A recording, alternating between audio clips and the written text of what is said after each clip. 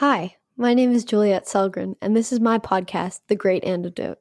This podcast has been brought to you by the Center for Growth and Opportunity at Utah State University. To learn more, visit www.thecgo.org.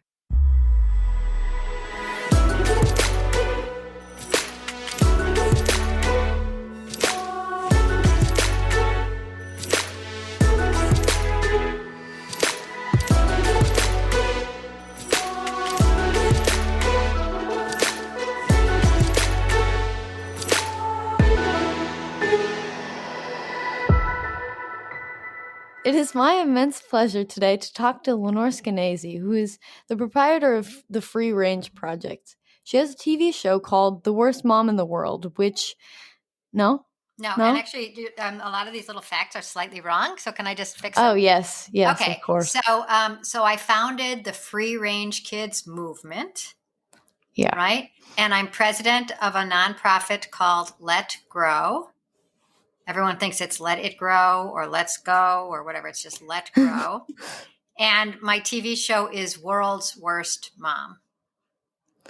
That's what it is. I'm really bad with names, so I was Me too. I can't even tell you how mortified I've been by some of my mistakes. Let's just put it that way. A whole profile of a person with the wrong last name, completely wrong last name that I pulled out of somewhere else. So yeah, don't feel bad.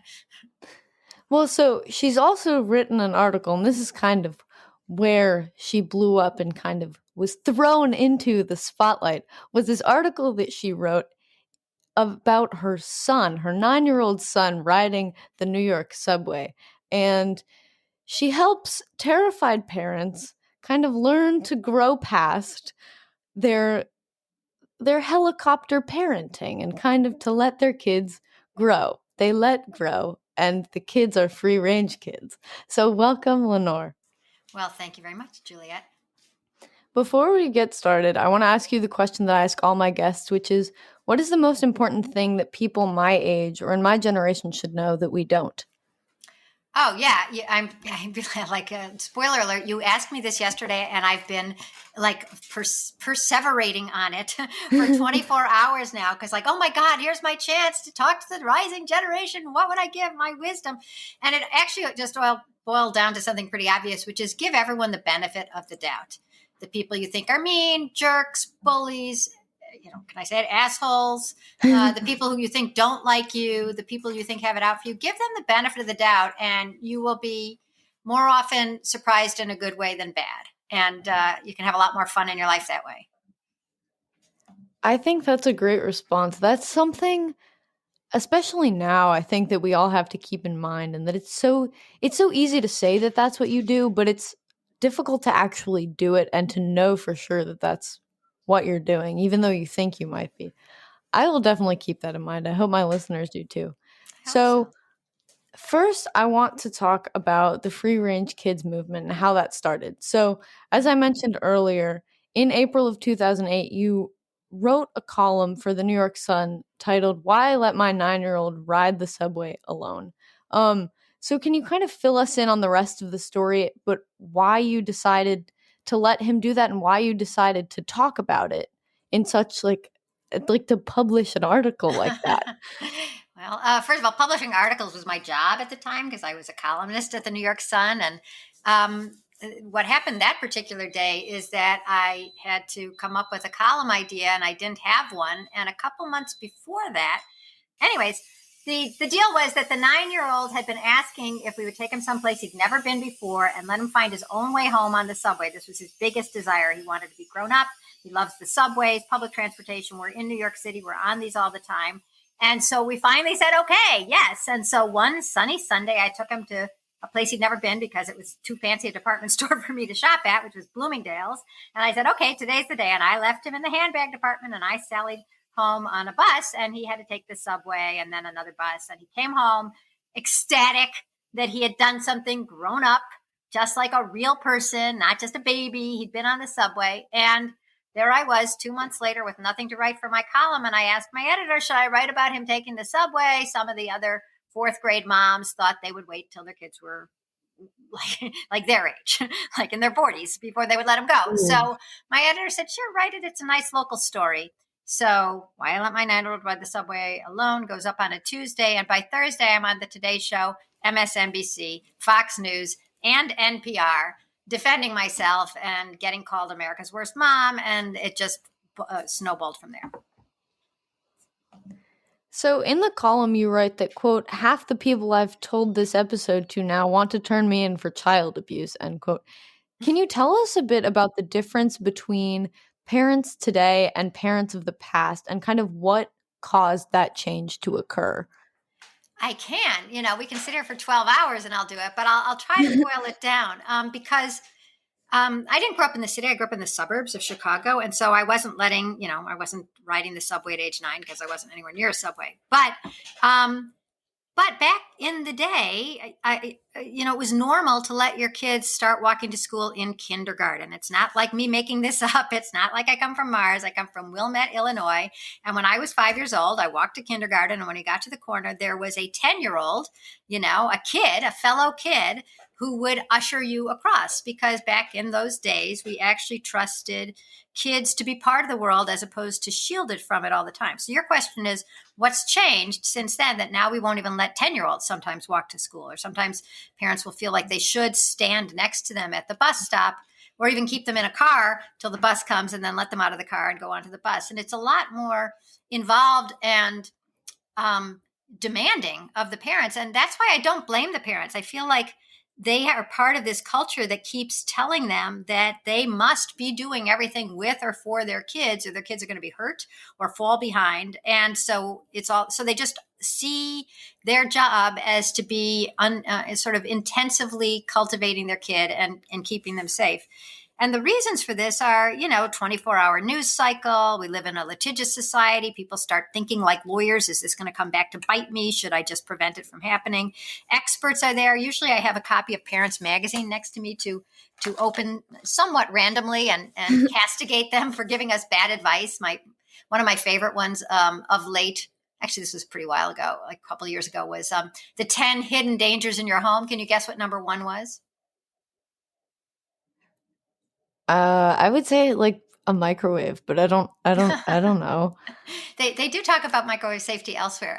No, they said the laundry hamper. The laundry hamper. What? Not the laundry machine, but the laundry Yeah, hamper? right. I guess, if Oh. they thought a little harder, they could have gotten to the machine. But they thought the laundry hamper, and I'm sure it was somebody like me, a freelance writer, stuck, late at night trying to get to, 1,500 words, and the laundry hamper, because it can, some of them are made with a wire, sort of circular wire thing that holds the laundry hamper up.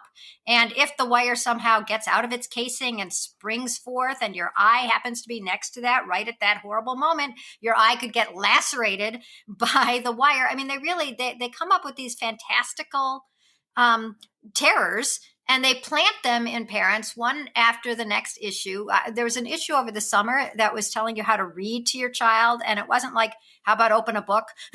How about look at some pictures? It was like, remember, this is your chance to raise a reader, and I'm a therapist who deals with reading issues, and here's what you should do. And it started telling parents, when you're sitting with your little kid who can't read a book yet, start counting the numbers of words in the title, because that will get their numeracy going as well as their literacy going. And it's like, this is too much. Parents are being told that every second their kids are in danger of, eye lacerations or falling behind or being innumerate. And really, it's not that hard. You have some books around the house. You let your kids wander. You let them play outside. You let them, help you out with stuff around the house, and they're going to learn. But it's all been seen through the lens of what potential disaster could befall your kid. And of course, the biggest one is abduction. So when I let my kid out of my sight in public, that's why people hated me, because what if he was kidnapped? And to think, what if he was kidnapped is like, why should I even stand under a tree? Sometimes trees fall. I mean, how much worry are we supposed to ingest? And the answer is it's infinite. It's a great model. It's a great capitalist model for getting people to buy things and enroll their kids in classes and buy new devices that will keep their kids safe. There's all these devices that can tell you what your kid's heart rate is while they're sleeping. I mean, it drives parents crazy, and then they Oh think they have god. to do more and more. Yeah. I'm That's stopping. I don't even Yeah, yeah, I can Yeah. imagine the list goes on and on and on. Some of the things that I've seen, it's just some stuff that I couldn't even imagine, and I've kind of grown up. Well, my mom is more of a let your kids learn themselves type of person, but Kind of I've chill. grown up around people who have dealt with that, and some of these stories are still shocking to me. So, I don't So know, I I think want to hear those stories. I mean, tell me, you're the one who's 17. Tell me what you're hearing from your friends about things that they consider either excessive, like, wow, that's too much, or necessary that you think isn't necessary or aren't necessary because of a different perspective that you have. so some of my friends are not allowed to go ski or not skiing, they're not allowed to go sledding. Skiing is not even a question. It's you're not allowed to go outside and sled in your own neighborhood, which what? Part of me is like, okay, if you're really worried, you can wear a helmet, but Hmm. if you never get a bruise, you're not gonna what? I don't know. But then there are also some and we're also grown up. We're almost adults. So to me, I'm like, why is that still a rule? I don't understand. There are What do you, also wait, let me ask you a question about that. So, do you say this to your friends? Like, gee, that doesn't sound fair or fun? No, I mean, I don't know how much you want to interrupt their lives with your own ideas. yeah, so it's more they are complaining in the first place, so I don't really have to be like, "That's really messed up," I think, because they do too, but so it's kind of this shared frustration, and at least I don't have to deal with that, but they do, so it is frustrating for everyone, and of course, they do it anyways. You go to That's what I was someone going to else's ask. house. Do they? Do they? Okay, You interesting. go somewhere else and you go sledding. Your parents as long as there's no, like, video tracker on you, they can't see that, but also trackers not only on your phone, but on the car and on the car keys and all of these Really? things. And part of me is like, okay, like one tracker maybe, but I'm also like, I don't know. I feel like especially in this time because a lot of it has been put in place during COVID. And Oh, so I'm interesting. like, that doesn't make that much sense because they're not letting their kids go out anyways. So I don't understand how putting a tracker on the car when they're not allowed to leave the house is going to do anything, but they do it anyways. And it's just another added level of frustration because then you're thinking, well, you there's already a rule, and then you just further don't trust me. So, and these are 17, 18-year-old kids. Um, I heard a story from one of my friends a few weeks ago during track. She's a junior, and she was talking about how one of her friends um didn't turn in an assignment, and his mom emailed the teacher and was like, "You have to let my kid do this assignment." But the kid didn't talk to the teacher, didn't email the teacher, didn't even initiate any sort of, "Hey, I need to do this." There was no reason for the parent to then be like, "Hey, this is messed up. Like, you should let my kid do this." It was like the parent was the first step. The first responder And in this yeah, catastrophe, right? it was Interesting. it was so weird. And we were all very weirded out by that, but also just is that the kid just not knowing what to do and then deferring to the parent? Or is it the parent that is saying, oh, you have a missing assignment, I'm going to do this, and the kid doesn't care? I wasn't entirely sure, but no matter what, it just doesn't sound great. So that's some of the crazy stuff. Can you tell us some of like the craziest stories you've heard of parents' behavior? Well, I will, but I'm going to preface it with this, which is that um, in a society that, I mean, I'm guessing that the parent of that kid who didn't hand in the assignment has been bombarded all of their adult life with stories about if your kid doesn't do well in high school, then they're not going to get into the college of their choice, then they're not going to get to their, desired job afterwards, and they're going to end up sad or failed, or, I mean, everything is written in terms of catastrophe. If you don't get the good grade, then you're not going to the school, then you end up in the gutter. If you ride the sled, then you're going to break open your skull, then you're going to be in the hospital for the rest of your life. If you're standing at the bus stop, you're going to be kidnapped. We'll never hear from you again. That's why we have to put trackers on your hair, your nose, your throat, and your toes. It's all, there's something really interesting about this moment, which is that we believe two things. One is that terrible things are going to happen if we do anything at all wrong, anything suboptimally. If the kid gets a B, if the kid gets a scrape, if the kid comes home late. And then there's this other side, which is that if we just put in enough safeguards, if we're talking to the teacher, if we're tracking our kids, if we're watching their grades on whatever portal there is, if we're, on top of everything, we can control their fates and make their lives perfect. And it's an enormous burden on parents because you can't make anybody's life perfect. But if you think you can, you're going to drive yourself crazy with constant oversight and worrying and castigating yourself. And then it sort of eviscerates the kid who's this vessel for, okay, my mom told me I could do this, but I can't do that. I'm not ready for this. I'm not ready for that. And I've had such interesting, I guess, experiences with this. You're asking for a story of what's the craziest over parenting. And I'm going to tell it from another point of view, which is that there's this school that I love this particular teacher. She's like the health teacher, I don't know, mental health teacher, whatever. She has 247th graders that she sees. And she called me in a couple of years ago because they were the most anxious kids she'd ever seen. And she had them write, fill out a worksheet. And one of the questions was, what is something that you like to do? I'm actually going to look it up 1 second in my files right now. So you're hearing this in real time. I'm looking up seventh graders, seventh grade. Yeah, seventh grade worksheet quotes. And she asked, what is something that you'd like to do that you haven't done yet on your own because you've been a little hesitant or whatever? And where are they, my seventh grade quotes? Well, okay. So these quotes are from kids who are basically 12 or 13 years old.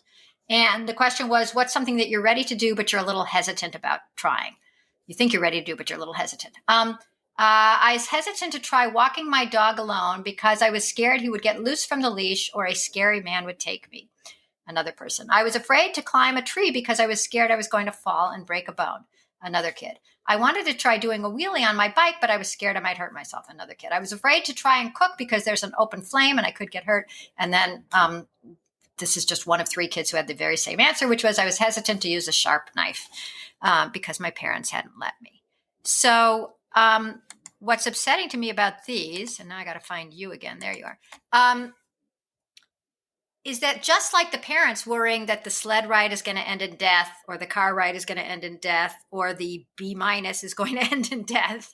These are kids who have internalized it. If I walk the dog will get off the leash. That almost never happens. I don't want to climb a tree. I'm going to fall and break a bone. I mean, don't climb too high, practice. I thought I was afraid to cook because there's an open flame. I guess it's an open flame, but it's not like a bonfire in the kitchen, right? It's not a raging out of control wildfire, right? It's not California in September. It's the range, right? And the kid who didn't get to use a sharp knife, I keep thinking, like, how can I make my point of view seem a little less radical and yet, so this is a bad idea. But what I wanted to do for a video was to have a kid with a knife and show how hard it is to cut off your finger, which I can't figure out how to do that. But if you can, I just want to, it's not easy to cut off a finger. Most of us have never cut off a finger, and we've used our knives for a long time, even if we weren't using them at age 12 or 13. And so everybody is seeing things through this lens of catastrophe. And then the kids internalize it and think that they're not capable, think that if they try to do something, they're going to mess up. And once again, either one of 2 things will happen. One is that they'll be hurt. They'll be physically hurt. They'll break a bone. They'll fall. They'll cut off a limb. And the other thing is that they'll be humiliated. Right? I wanted to go into a store, but I hadn't been in one without my mom. I wanted to order the pizza, but what if I get it wrong? One said I wanted to go literally sitting see in a the movie dark. by myself, but I What? didn't have anyone to keep watch over me. It's like, it's you eventually, Oh, yes. Oh my or you're god. not sitting in the dark because the dark is dangerous. You're sitting at home, right? But you're right. The whole idea is that the key doesn't turn in the ignition, right? Because you haven't been allowed to turn that key because the parents are turning it for you and driving you where you need to go, literally and figuratively. So that's what interests me the most. How did we get to the point where we don't trust kids to do anything? And especially, I have no idea how old your mom is, but at least I'm old enough that I remember having freedom as a kid. And I wonder what's going to happen when your generation is having kids and you didn't ever, and somebody called the teacher for you when you got a B or you didn't hand in something or you never got to sled. I mean, they're not going to sell any sleds anymore. Well, I You, will you be got that through rogue school without parent that ever is sledding. handing Why would out, you like, ever let your kids trash sled? can covers to just the kids on the block. Yeah, $1. We'll just start from the beginning again. All of these businesses, like, all of these products will have to be revived. That's great. That's what I think would happen. I don't know. Part of me feels like it could reset so that kids become more free again, but part of me is also worried that it will just change completely and Mm-hmm. then growing up in childhood would look completely different and there would be no notion of freedom at all and there would be no sort of similar experience to how it once was. What do you think? So I mean, I already kind of Wait, you say exactly what I worry about. That's exactly me. Either it's gonna become so crazy, nobody wants to be in Wally, just sitting there strapped to an easy chair with, food being digested through a straw. But if I think maybe immigrants will bring some of these wonderful things from their countries, and that's what will reintroduce the idea of sledding or climbing or chopping or shopping. I mean, what is I don't know, what do you project, like, what do you think these kids are going to look like when they're adults and when my generation and the generations younger than me become adults? hmm. Well, here's where I go off message, off my own message, frankly, which is that once again, it's this believing and giving people the benefit of the doubt. I give it to your generation too, which is that while I think that these protections are excessive and almost ridiculous sometimes, I also think that, you seem totally together and your friends who aren't supposed to be sledding are sledding. So I'm hopeful nonetheless that eventually, you seize the reins and say, yes, I can, and start doing all sorts of things on your own. But what I worry about is that I see the numbers and it seems like there's a lot of anxiety and depression among young people. And that worries me because that sort of feeds upon itself. It makes you sort of less ready to try things and do things when you are feeling depressed or anxious. So I feel like you handing out those garbage can covers is a public health service. So you not only document and talk about the way that parents are problems in kind of continuing this cycle and kind of changing the way that kids think about themselves, but also the way that the parents think. But you also talk about how the authorities and the government believes that parents are neglecting their children and how parents are getting in trouble with the authorities because of acts that are more free range than helicopter parenting. So, can you give us some examples of that? But also, what do you think? I don't know. What do you think that parents with these intense fears are doing in terms of government intervention? Are they pushing it? Are they going to change the laws permanently? Or do you think that there will be pushback to that? I'm pretty hopeful about the laws. In 2018, Utah became the first state to pass what they call the free range parenting law, inspired by, I'd say, my book and movement. And it says that letting kids walk to school or walk anywhere, play outside, wait briefly in a car, or come home with a latchkey, i.e., stay home alone for a little bit, um, those are normal things that kids can do, and they should not be mistaken. The parents who let them do that shouldn't be mistaken for neglectful. And then, since then, there have been, right this year, there are 5 states that are considering similar laws. They're called reasonable childhood independence laws. It's Idaho, Nevada, Oklahoma, Texas, and South Carolina. All have laws that they're proposing this year. And what's great is that, some parents are free rangers and they want their kids to, walk to school or sled or whatever. And then some parents don't have a lot of money and the mom is working 2 jobs. And so she's coming home, at 6 o'clock, and her kid has been home for 2 hours. And that should also not be mistaken for neglect. You can't mistake poverty for neglect, and you can't mistake, sort of reasonable decisions that parents make, or sometimes it's a decision made at, in a split second, like, your husband's car broke down and your 6-year-old is home with the 8-year-old and he's stuck at the train station, and you can either take them both with you, but one of them has a cold, so let them just stay there and watch cartoons and you'll go get them, and somebody says, oh, there's an 8-year-old home with a 6-year-old. That's not neglect. That's called life. That's called everyday parenting. And so I've been bringing these issues to public attention for many years at this point. And it's been good and bad. It's been good because there's a lot of sympathy for the parents and a recognition that neglect is something else. Neglect is when you're, not when you're putting your kid in real danger, or, just blatant disregard for their safety. So I'm glad that these laws are all being proposed. What I don't want parents to worry is like, oh my God, I didn't realize that letting my 8-year-old stay home for half an hour could be mistaken for neglect. And I want to reassure parents that it generally isn't, but there's no reason it should ever be. Parents shouldn't have to second guess their everyday parenting decisions when they know their kids and they know what makes sense for their family. So I feel like the zeitgeist is on the side of these laws now, and it's because of some very famous cases. The one there was one in Maryland where a mom actually a dad, but it all got blamed on the mom, let their kids ages 10 and 6 walk home from the park, and they were investigated for neglect, and that became a cause célèbre. And then there was this equally horrifying case in South Carolina where a mom named Deborah Harrell. She had a 9-year-old daughter, and it was summer vacation, and the mom worked at McDonald's. And so every day the kid would come with her to McDonald's and sit at a table and play on her laptop while her mom did her job. But then there was a burglary, and their house was broken into, and the laptop was stolen.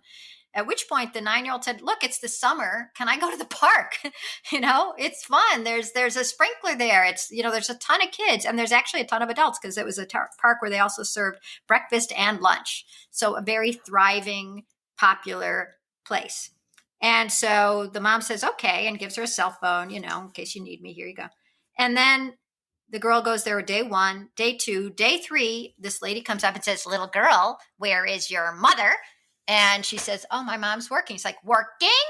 And yes. Anyway, so the girl said, my mom's working. Do you want to call her? Here's my phone. And she said, no. And instead, the lady called 911, and the police came, and they got the girl, and then they went to McDonald's, and they arrested the mom, and they threw her in jail.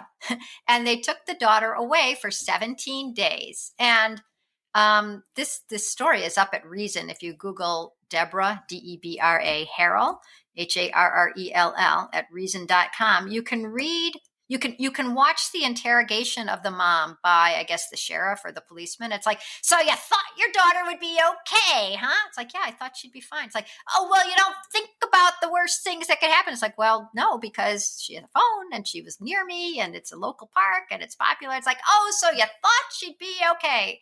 And this guy was acting as if the mom could care less if the child was, kidnapped and never heard from again, whereas the mom had made a rational decision about a 9-year-old, not a 3-year-old.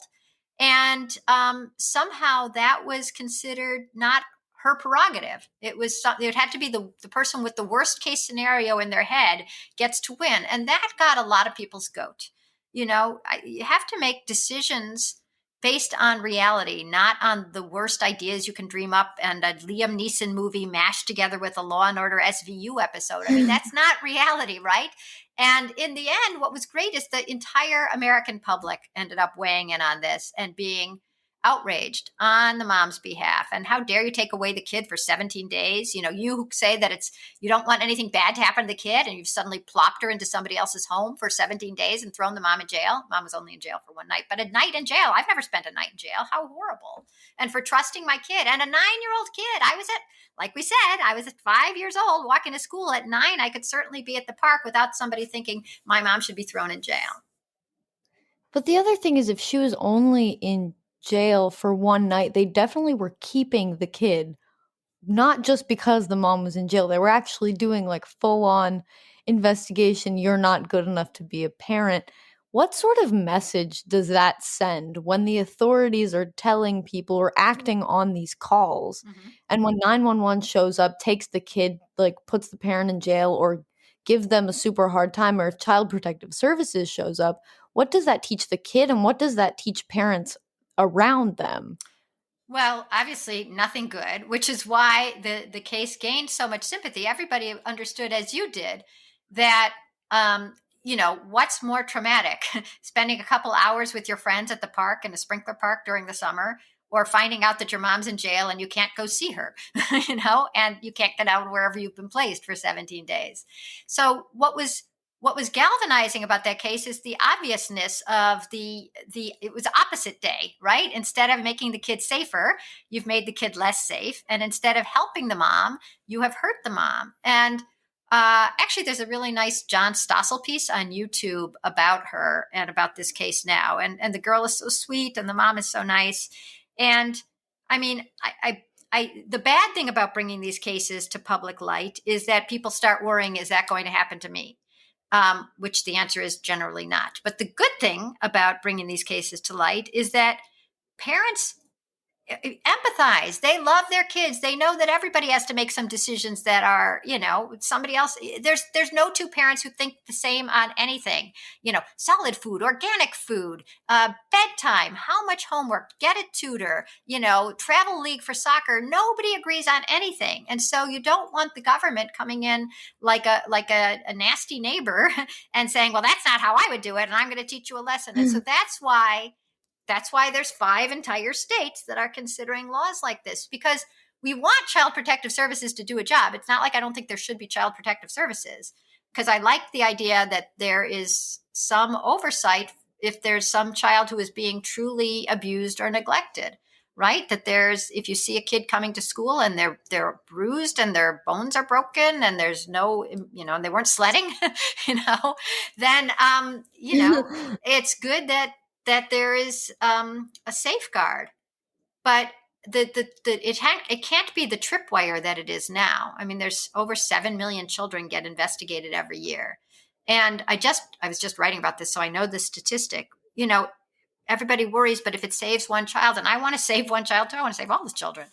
But currently, 2 out of every 100,000 calls is a case of abuse unto death, which is horrible. But if you're investigating 998,000 children, then first of all, Child Protective Services is wasting a ton of its time on really non-serious cases, and there's just, the mechanism is wrong. I mean, you can't have a system and call that a system that's working if it's 2 out of 100,000. There has to be a better system than that. And one of the things that is so wrong right now, and that we're trying to change, is to narrow those neglect laws. So simply seeing a kid walking home from the park or playing in the park or coming home with a latchkey, that doesn't merit an investigation. It has to be something more serious.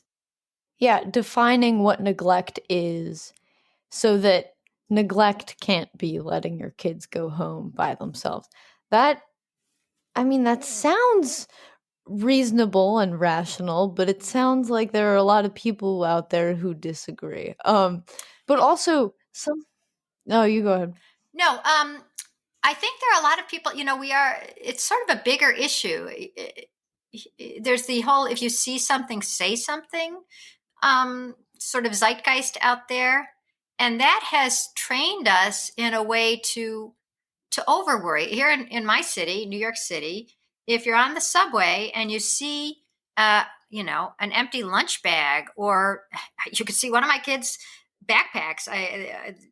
They've lost more than one backpack. Let me put it that way. But you're supposed to call the cops as if it's likely to be an atom bomb. What is it? A suitcase bomb. And so we've been trained to sort of think, well, it seems okay to me, but maybe I should, call the authorities. And that's what would change if we change the neglect laws. You could still call, but if you called and I said, what seems to be the problem? I mean, actually, if you listen to the 911 caller who called on the 10 and 6-year-old who were outside in Maryland, the lady asks, what seems to be the problem? And this guy said, well, there's these kids outside. And like, well, what's the matter? It's like, well, nothing's really the matter, but well, tell me what happened. Well, they were talking to me and petting my dog. And then what? Well, then they seemed to walk home. It's like, so why are you calling? It's like, well, it seemed a little weird. Should they be out there? And that started the investigation. To me, if you narrow the definition of neglect to, well, if they seemed okay and they didn't seem, they weren't bleeding all over the place and they weren't emaciated unto starvation, and they weren't doing anything other than walking home and stopping to pet your dog, thank you very much. But actually, I'm glad you're a concerned citizen, but that doesn't rise to the level of needing an investigation. If anything, that's more of a reason not to go investigate the fact that you call and it's just these normal kids doing completely normal things Mm-hmm. for people of all ages to stop and pet a dog. Um, Something that I've seen here where I live, but also just what you've documented, what you've written about and focused on is the way that schools have been treating kids and kind of the changes in what schools do and kind of their elevation of safety at all costs. So, can you tell us a little bit about what schools do and kind of some examples of what's been done in schools in regards to that? Yeah, I guess I can give you a few. I mean, one from when my kids are in their early 20s now, but when they were in school and went out to play at recess, if either of them fell, I would get a letter. And I'm pretty sure that the school felt it had to send a letter, both to for liability reasons, to say we didn't trip the kid, the kid fell on the playground, and also so that I wouldn't call and start screaming, "What happened? What happened? I see a bruise on my son's knee. Tell me all." So that's just started being like, it's almost like the schools have to be always playing defensive. And so some schools started doing things like my kid's school. You couldn't run on the playground. You could run on the perimeter of the playground, but in the middle, you had to play like non-running games because kids could get hurt. There are schools that have banned tag. There are schools that there was a recent one that it was during COVID. This kid brought a piece of, there's this stuff called Fiestaware, and if we were doing video, I would go get my Fiestaware and show you. It's these beautiful old plates from the 30s, and not that I'm from the 30s, mind you. The plates are from the 30s, and the kid got one, I guess, at a thrift shop or something, and he brought a little chip of it in a plastic bag to his science class because in the 30s, the one of the colors that they used in Fiestaware, and the red color, actually had radioactive something in it. I can't remember what, but it's kind of cool. Anyways, nobody died from using Fiestaware, but he wanted to bring it in because they were going to trust a Geiger counter on it. Like, can you see it? Is it really going to go dee, dee, dee, dee, dee, dee, dee, dee? So we brought it in on a Monday, and the teacher said, "This is great. We can't wait to look at this." And it's COVID, so he was only there on Mondays and Thursdays. But on Friday, somebody must have said, the teacher has a chip of an old plate that might have very slight radioactivity that they're going to check out with a Geiger counter. And that was the end. I mean, then suddenly they called the police, and the police called the hazmat people, and the 4 fire trucks came, and the hazmat guys, and everybody's evacuated. There's something dangerous here. Woo, woo, woo. They went room to room as if there were like terrorists, radioactive bits of terrorists in each of these classrooms before okay, all clear, okay, they can come back in.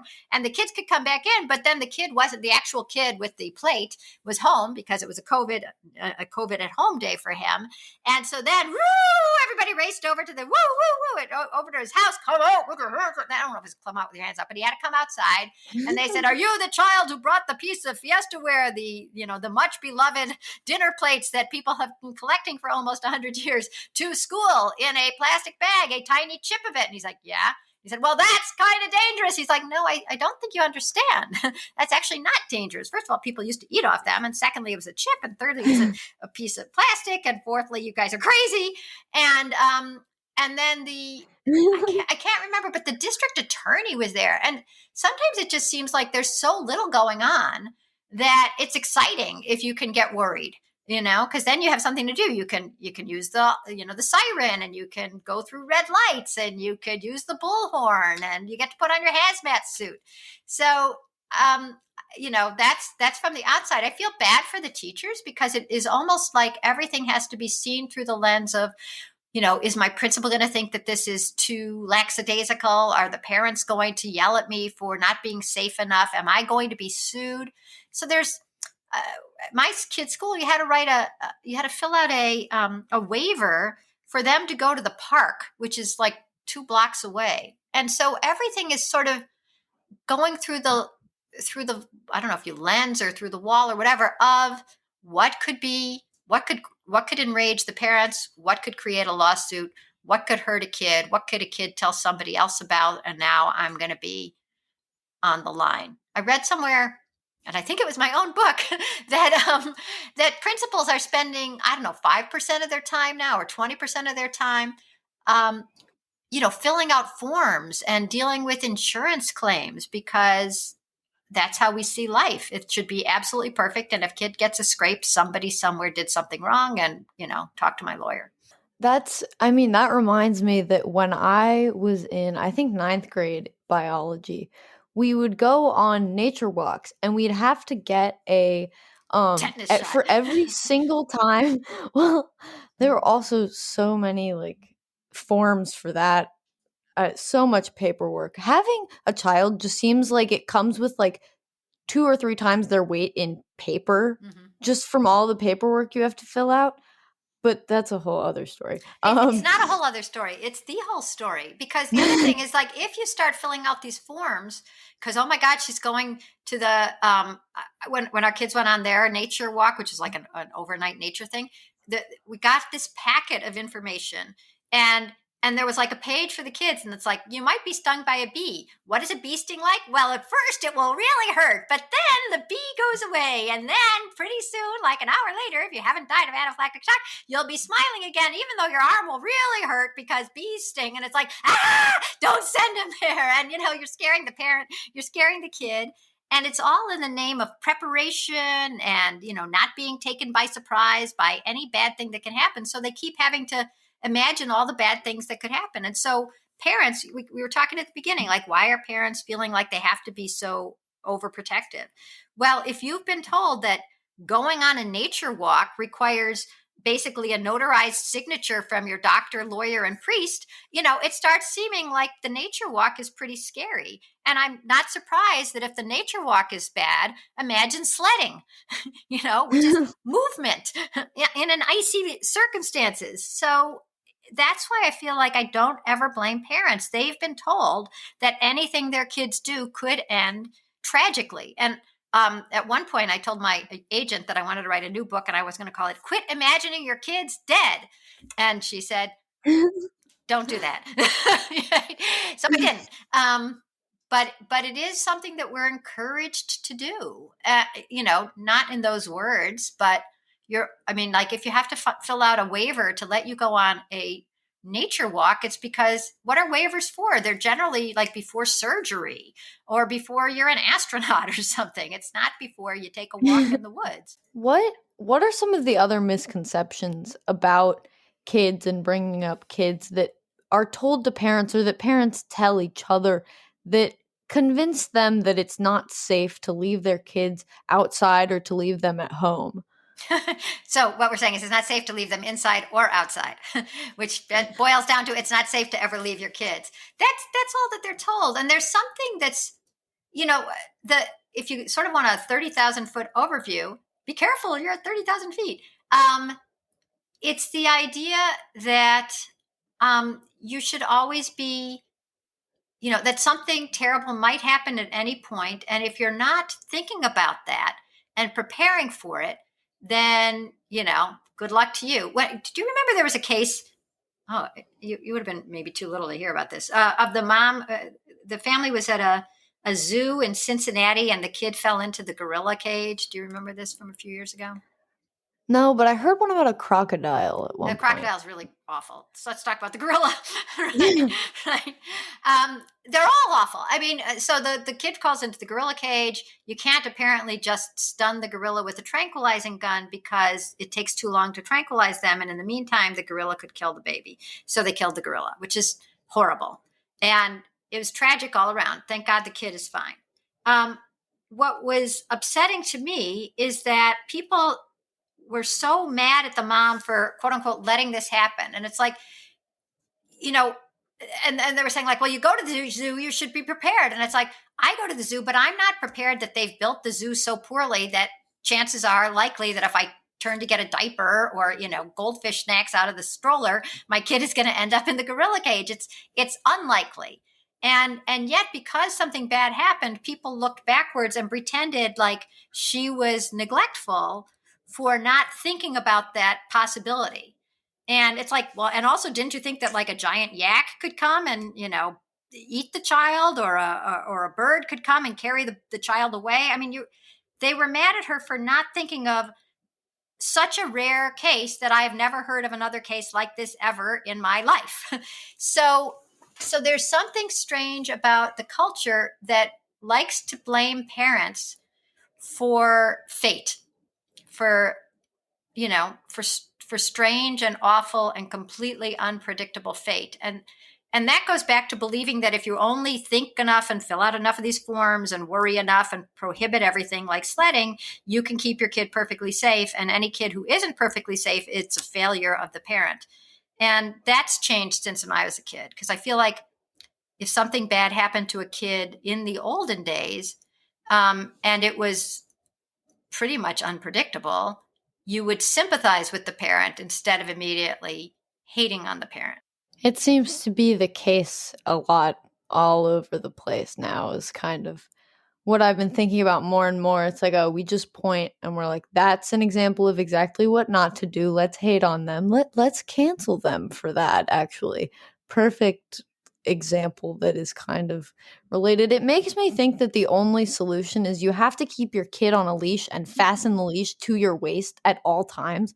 Otherwise, I don't know, your kid could trip on the sidewalk if they're not connected to you. But the thing that I also think about when that thought comes into my head is that there are products on the market that kind of give the idea that that's normal, that's a possibility to keep your child safe. So, can you talk about that sort of stuff a little bit and just what there is out there that kind of Uh, gives this idea? yeah, there's a lot of products out there. I have fun with them. Just writing my book, a second edition of my book, and I have a chapter in there. It's the Free Range Kids book, and the chapter is called Boycott Baby Knee Pads and the Rest of the Safety Industrial Complex. And as I'm writing this, I'm on a mommy blogger list. And so I get all these pitches for products and books and stuff. And I got another pitch for another baby knee pad company. Like, I can't believe it. Don't you guys read who you're sending this to? I'm like the anti-baby knee pad mom. And what was so interesting to me about the pitch was that, I'm not going to make you try to wait for me to look through my files again, because I realize that takes forever. But it said something like, your child is about to start crawling, but yikes, Reno. What if, thank God these are progressive crawlers, is what they're called. And they were invented by a physical therapist, a children's physical therapist. And that's what interests me. You're asked to buy something that was invented by somebody who deals with children who have difficulties, who need physical therapy, right? But if your child doesn't have any of those issues, you're nonetheless supposed to buy this. And so we're all supposed to sort of be constantly using like early intervention for everything, even when a kid is fine. And that's what all the products end up doing. I mean, there's products that you can like, there's a spoon that changes color if the food is hot. Like you couldn't possibly figure that out on your own. There's this thing that you can put like a strawberry or a piece of food in that's a mesh bag. And then you have your kids sort of chew on the mesh bag, which seems so gross. But that way they're never going to get anything too big that they could choke on, except for the mesh bag, of course, which I think would be the worst. There's all sorts of Consumer Product Safety Commission recalls of, a T-shirt or there was a there were some shoes that were recalled because the grommet, the little thing that is, your shoelace goes through a hole and the hole has a little thing that is a circle. Like one of those came out. And of course, that's a Mhm. choking hazard. So all of life is rewritten as a hazard, eating, crawling, wearing shoes, going out the door, sledding. It's actually pretty inventive. I mean, it's like if the Renaissance was coming up with new ways of perspective and new ways to make paint, our culture is coming up with new things to be afraid of and new products to prevent the thing that probably would never happen in a million years, but now you've got the product. I don't even know. Some of that just kind of makes me I all I can do is shake my head and laugh. But I don't even want to laugh because it's And frankly, so you didn't. ridiculous. Right? You might have shaken your head, but I didn't hear a single laugh. So, I well, I'd already seen some of it, so I'd had my laughs oh, okay. There before. you go. But but it's it's this weird thing when I hear stuff like that. I'm like, I want to laugh at you, but also the fact that you think that for I don't know, the entire time that the human race has been around, we've been crawling before we've walked, and everyone that is perfectly average has been completely fine. Mm-hmm. The fact that there's now a concern, but Mm-hmm. now we have carpets more than before. You were crawling on like rocks and dirt. Right. Now you can crawl on a carpet. Is that not enough? I don't know. It's not enough.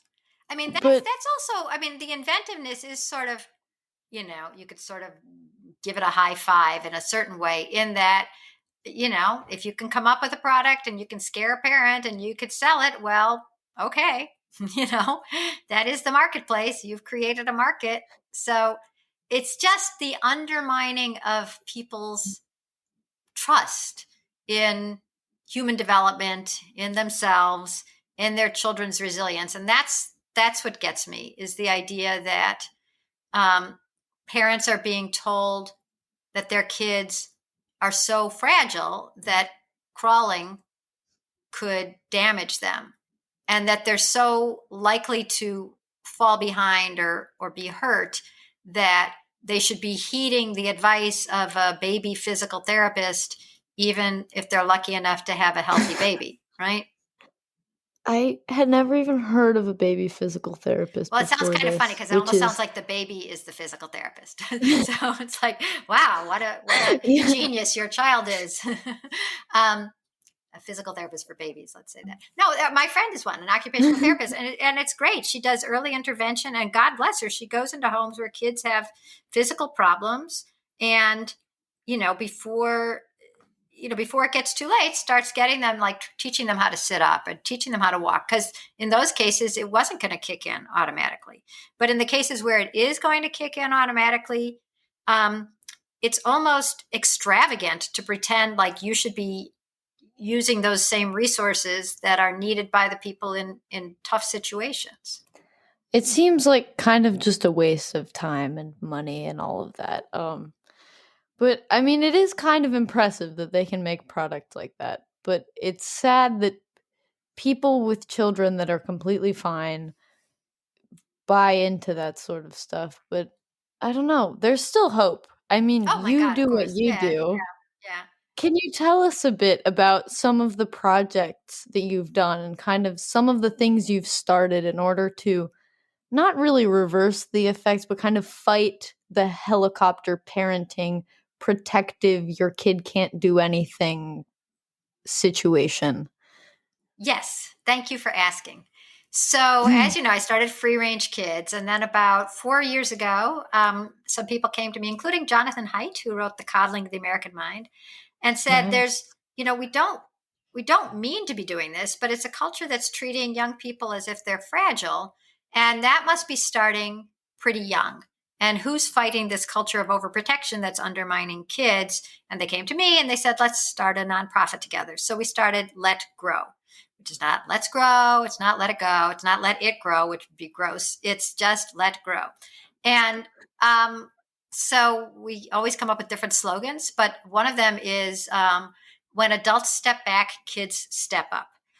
But we've just spent the last hour talking about how hard it is to step back if you've been told that your kid is going to get a concussion if they sled, and they're going to, bleed to death if they fall on the pavement, and they're going to drive to Vegas and sell their blood if you give them a car without, a tracker on it. So how can we let parents see the good side of parenting? Like, how can we give them this wonderful confidence in their kids, and how can we give the confidence to the kids at the same time? And confidence comes from, I'd say, what you're doing right now, doing something hard. Frankly, I've been terrified. I tried doing a podcast. It was really hard.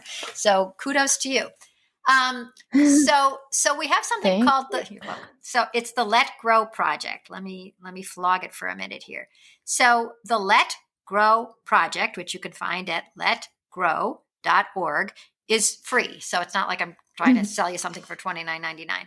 And it's a homework assignment that teachers give kids, and the kids go home and it says, Mom, Dad, look, here's my assignment. It says I have to do something on my own, something new without you. My homework assignment is to do something new without you, preferably outside the house. And the parents are like, oh, we never let you do that. It's like, but it's homework. It's like, oh, all right. And there's a list, and the list is totally not comprehensive. It's like, climb a tree, walk the dog, go to school, walk to school, go on an overnight, make dinner, visit grandma down the hall, whatever it is. You and the parent and the kids choose together. And then the kid goes and does it. And the reason this is such an important thing, even though it sounds so basic and obvious, is that when the kid comes back, like when my kid comes back from the subway ride, when your kid comes back from getting a gallon of milk, when your kid comes back having ridden her bike to the library or gone down the street to the friend, and they walk through the door and they're proud, right? And they did it, and they're excited, and they can't wait to tell you about it. And maybe they're a little sweaty and hungry. You, the parent, have this epiphany. You are so happy. You are ecstatic. And I've watched it over and over again. You asked about my television show, World's Worst Mom. That's all I do. I took really overprotective parents, sent their kids away to do something, and watch the parents when the kids come home. And the parents are like, look at my kid. That's my boy. And it is that excitement, that pride, that shattering of the illusion that your kid was this little baby who was going to hurt their knees if they crawled, and then seeing he's a young man and he rode his bike and he brought the juice for dinner.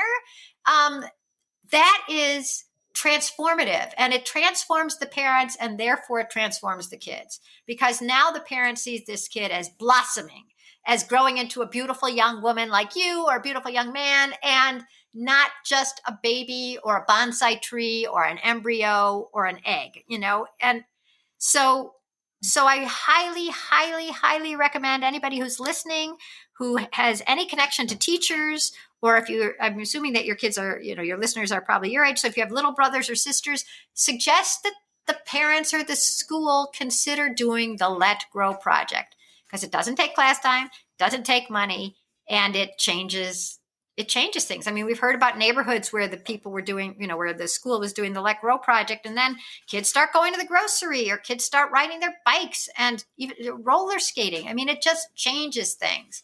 You were talking about what's going to happen in the future. This is an easy thing. I'm hoping that the Let Grow Project, when it gets adopted by a bunch of schools, starts becoming as common as PE class, and way better, because I hated PE class. So, that's one of the things we're doing, right? And then the other big Let Grow initiative is what we call the Let Grow Play Club, which is just to keep a school open before or after school for free play. All the kids, different ages, different everything. And there's an adult there crouching in the corner, smoking a cigarette, has an EpiPen, and they're not solving any of the spats. They're not organizing any of the games. They're just there for liability purposes. And the kids make things happen and argue and have fun and deal with, the bully or the frustration or the ball that I said was in and you said was out. And we learn how to deal with each other again. And that's just another simple one that also doesn't cost any money. So the Let Grow Project and the Let Grow Play Club are our two school initiatives. And then, of course, we're trying to get these laws passed that narrow the definition of neglect. I mean, that's wonderful. And I definitely can see that changing the course of, well, where we're going now if we don't have that sort of change. If we just let parenting get worse and worse in the sense that, oh, my kid is fragile, my kid can't do anything, I need to be there, I need to cut every piece of his food, or he needs to eat through a mesh bag, then Imagine I eating a think piece of meat through a mesh bag. That's an interesting mashup there. It's like, that'd be really frustrating. I'm just wondering, I did not hear, I think I'm going to have to look that one up. How big are the holes? How does that work? Is there like, It's in the, like, if you go to a regular, like a Walgreens, in the aisle where there's baby this and baby that, you'll see it. oh, well, maybe I'll go look for it later. I'm kind of curious. I feel Mm-hmm. like part of me wants to try it out because That's a I great feel idea. That's a great like Make a video. I'll put it on my site. Make a video. I will. I'll do that then. It's a I'll great send it idea. to you. Funny. So, okay, last question before the final question. Oh, okay. Because I've been thinking about I the final I'm question. I've been thinking a lot that this process of changing the parents, of letting them agree to, especially on the show, letting parents like or getting parents to agree to let their kids try something, or to let you take them to go do something on their own. Mm-hmm. What do you have to tell them? Is it like a statistic, a story? Does it take a lot of persuasion? What is that process? What does it look like? Well, so on the television show, it took a contract. If they want me to come, like one family had me come. So these are very overprotective families. The production company, it was done by Discovery, interviewed 2,000 families to find me the 13 most attractive but overprotective families that they could. And why would a family even have me come? It was generally because there was something was reaching a breaking point. I mean, you wouldn't have me come if everything was fine.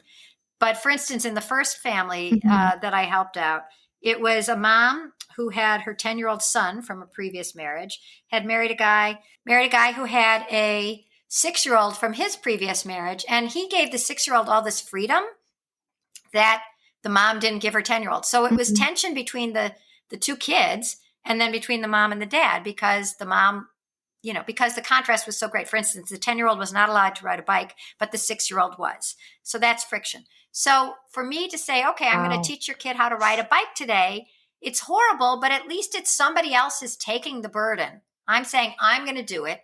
You must do it. And in a way, that's what the Let Grow Project does. It's like, it's not, I mean, parents who've been so worried that if they let their kid do anything and something terrible happens, it's going to be their fault, have somebody else to blame. It's a project for school. Oh, Lenore says to do it. So it was really a question of feeling like something was coming to a head and having somebody else push.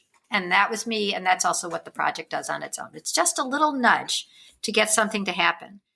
And what was amazing about that show was that the final week that the week that we were filming the last family, I printed out all these letters that had been written to me by the families that we had helped earlier, because I said, you guys are working on a reality show. Nobody believes that reality TV is reality.